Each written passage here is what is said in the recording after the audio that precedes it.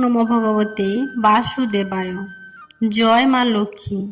বন্ধুরা, আজ 20 মার্চ 6 চৈত্র বৃহস্পতিবার। চৈত্র মাসের বৃহস্পতিবারে অনেকেই হয়তো মা লক্ষ্মীর পূজা করে থাকেন। আজকেও হয়তো আপনারা মা লক্ষ্মীর পূজা করছেন। বন্ধুরা, যদি চৈত্র মাসের বৃহস্পতিবারের মা লক্ষ্মী দেবীর পূজা করে থাকেন, তাহলে আজকের দিনে মা লক্ষ্মী চৈত্র মাসের লক্ষ্মী পূজার ব্রত কথাটি একবার হলেও শ্রবণ করতে হয়। যদি কোনো কারণে আপনি পূজা করতে নাও পারেন, মা লক্ষ্মীর উদ্দেশ্যে চৈত্র মাসের এই বৃহস্পতিবারের একটি ঘিয়ের প্রদীপ প্রজ্বলন করে এই ব্রত কথাটি শ্রবণ করেন, তাতেও মা লক্ষ্মী দেবীর কৃপায় আপনার ও আপনার পরিবারের মঙ্গল হয়। আশা করছি দর্শক বন্ধুরা, চৈত্র মাসের এই বৃহস্পতিবারের মা লক্ষ্মী দেবীর ব্রত কথাটি শ্রবণ করে আপনাদের ভালো লাগবে। শুরু করছি চৈত্র মাসের বৃহস্পতিবারের মা লক্ষ্মীর ব্রত কথা। ওং নমো বিশ্বরূপস্য ভার্যাসি পদ্মে পদ্মালয়ে শুভে সর্বত্র পাহি মাং দেবী মহালক্ষ্মী নমস্তুতে। ওং শ্রী লক্ষ্মী দেব্যায় নমঃ। ওং শ্রী লক্ষ্মী দেব্যায় নমঃ। ওং শ্রী লক্ষ্মী দেব্যায় নমঃ। জয় মা লক্ষ্মী। চৈত্র মাসের বৃহস্পতিবার মা লক্ষ্মীর সঙ্গে শ্রীনারায়ণ বৈকুণ্ঠে বসে কথা বলছিলেন। মা লক্ষ্মী দেবী তখন বললেন, প্রভু, আজ চলুন পুষ্পরথে উঠে ভ্রমণ করতে যায়। নারায়ণ তাতে সম্মতি দিলেন। সঙ্গে সঙ্গেই দুজনে রথে চড়ে বেরিয়ে পড়লেন। নারায়ণ এক জায়গায় রথ থামিয়ে মা লক্ষ্মী দেবীকে বললেন, আমরা এবার মর্তের দিকে যাব লক্ষ্মী। যাবার পরে তুমি উত্তর দিকে কখনোই চাইবে না এবং রথ থেকেও নামবে না। উত্তর দিকে ছিল তিল ফুলে ভরা একটা ক্ষেত। যেতে যেতে মা লক্ষ্মী দেবী ভাবলেন, এমন কি জিনিস ওদিকে রয়েছে যে নারায়ণ আমাকে দেখতে বারণ করলেন। একবার চেয়েই দেখি না কি আছে ওইদিকে। লক্ষ্মী দেবী একবার চাইতেই তিল ফুলের ক্ষেত দেখতে পেলেন।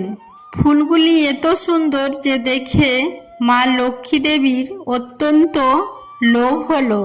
মা লক্ষ্মী দেবী নারায়ণের কাছে অনুরোধ করতে লাগলেন তাকে যেন কিছু সময়ের জন্য ছেড়ে দেন। নারায়ণ তখন অনিচ্ছা সত্ত্বেও তাকে নামার অনুমতি দিতে বাধ্য হলেন। এক গরিব ব্রাহ্মণ ছিল সেই ক্ষেতের মালিক। সে প্রতিজ্ঞা করেছিল যে তার ক্ষেত থেকে যে ফুল তুলবে তাকে 12 বছর তার কাছে দাস অথবা দাসী হয়ে থাকতে হবে। নারায়ণ এই কথা জানতেন বলেই তিনি লক্ষ্মীকে সেই ক্ষেতের দিকে চাইতে বারণ করেছিলেন। এদিকে লক্ষ্মী দেবী তিল ফুলের ক্ষেতে গিয়ে ফুল তুলে তার গহনা করে পরতে লাগলেন। মা লক্ষ্মী দেবী ফিরছেন না দেখে সেই ক্ষেতে গিয়ে হাজির হলেন। সেই সময় ক্ষেতের মালিকও এসে উপস্থিত হলো। মা লক্ষ্মী দেবীকে ওইভাবে ফুল তুলতে দেখে বামুন লক্ষ্মীকে বলল, যখন তুমি ক্ষেতের ফুল তুলেছ তখন আমার প্রতিজ্ঞা মতো তোমাকে 12 বছর আমার কাছে তোমাকে দাসী হয়ে থাকতে হবে। তখন মা লক্ষ্মী বাধ্য হয়ে বামুনের বাড়িতে দাসী হয়ে থাকতে রাজি হলেন। কিন্তু তিনি বামুনকে বললেন, আমি তোমার সংসারে শুধুমাত্র রান্নাবান্নাই করব, আর কিছুই করব না। বামুন মা লক্ষ্মী দেবীর কথা স্বীকার করে নিল।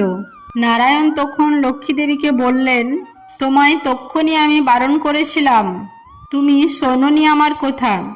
এখন কর্মফল ভোগ করো। আমি 12 বছর পরে এসে তোমাকে নিয়ে যাব এখান থেকে।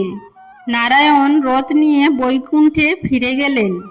বামুনও মা লক্ষ্মী দেবীকে নিয়ে বামুনের কাছে হাজির হলো আর সমস্ত ব্যাপার বামুনিকে জানিয়ে দিল। বামুনি তখন প্রায় মাথায় হাত দিয়ে বলল, কাজ না হয় একে দিয়ে করাবে, কিন্তু খাওয়াবে কেমন করে? আমাদের অবস্থা তো তুমি দেখতেই পাচ্ছ।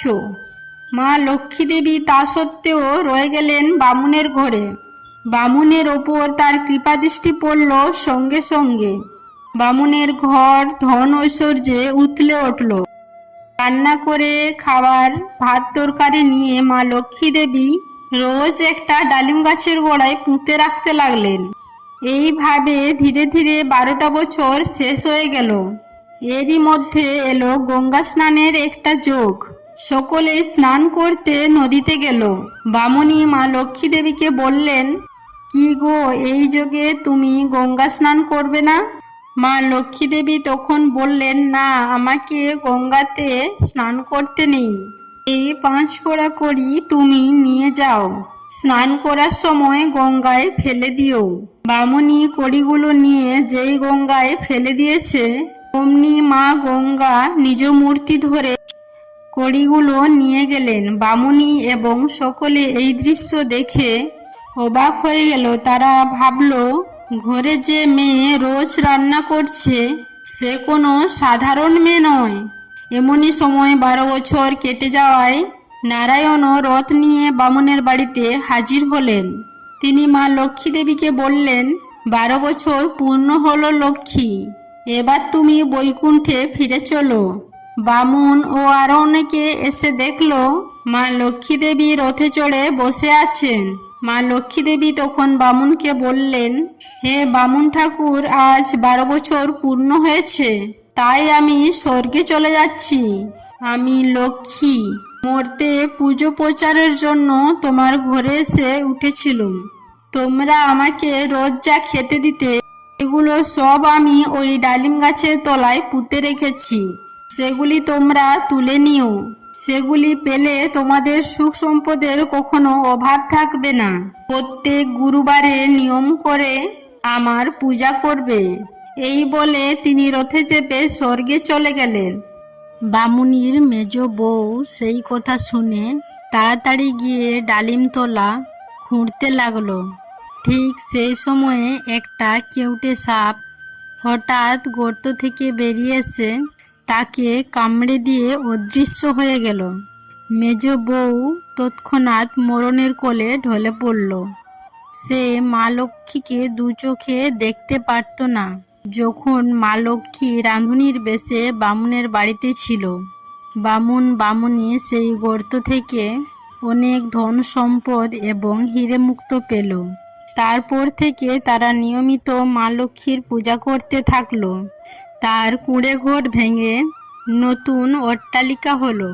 হাতি ঘোড়া ও দাস দাসীতে বাড়ি পূর্ণ হয়ে গেল। তাই বলা হয় বন্ধুরা, চৈত্র মাসে মা লক্ষ্মী দেবীর পূজা করলে গৃহস্থের কোনো রকম অভাব থাকে না। মা লক্ষ্মী দেবী তার বাড়িতে অচলা হয়ে বিরাজ করেন।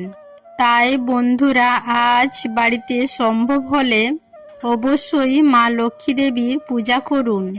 আর সম্ভব না হলে মা লক্ষ্মীর উদ্দেশ্যে পারলে একটি ঘিয়ের প্রদীপ প্রজ্বলন করুন এবং ভগবান নারায়ণ তথা শ্রীকৃষ্ণের উদ্দেশ্যে 2টি তুলসী পাতা নিবেদন করতে ভুলবেন না। বন্ধুরা, এই প্রসঙ্গে আপনাদের জানায় যে চৈত্র মাসে অবশ্যই বাড়ি থেকে দূর করা প্রয়োজন, নচেৎ মা এতে রুষ্ট হন। সেই বিষয়ে ইতিপূর্বেই একটি ভিডিওর মাধ্যমে আপনাদের সামনে ব্যক্ত করেছি, যার লিঙ্ক ডেসক্রিপশন বক্সে দিয়ে রেখেছি। প্রয়োজন বোধ মনে করলে অবশ্যই দেখে নেবেন। মা লক্ষ্মী দেবীর চৈত্র মাসের এই ব্রত কথাটি কেমন লাগলো তা কমেন্ট বক্সে অবশ্যই জানাবেন। সবাই ভালো থাকবেন, সুস্থ থাকবেন এই কামনা করে আজকের ভিডিওটি আমি এখানেই শেষ করলাম। নমস্কার ও ধন্যবাদ। ঈশ্বর আপনাদের মঙ্গল করুক।